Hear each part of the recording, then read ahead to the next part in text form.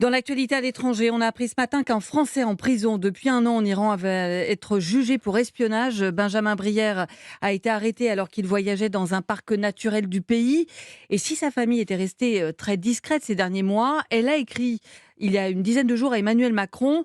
Qu'est-ce que ce Français risque maintenant alors que les autorités iraniennes ont annoncé qu'il allait être jugé, Damien Eh Mestre? bien, qu'est-ce qu'il risque?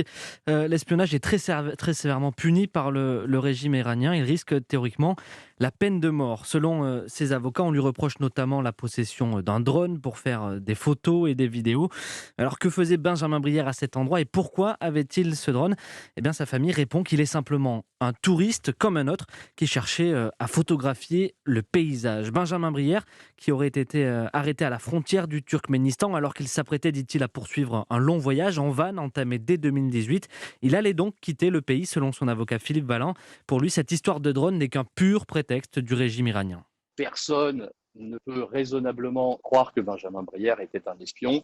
Par contre, il est l'instrument de tractation du régime iranien. La pratique est un peu habituelle depuis 1979 de se servir de citoyens étrangers et principalement occidentaux, évidemment, comme monnaie d'échange. Personne ne l'ignore. C'est une vieille habitude et elle est répliquée une fois de plus. Et il dénonce donc un processus qui est en réalité politique et non plus judiciaire. En milieu de semaine, la sœur de Benjamin Brière avait justement lancé un appel à Emmanuel Macron. Merci beaucoup, Damien Mestre.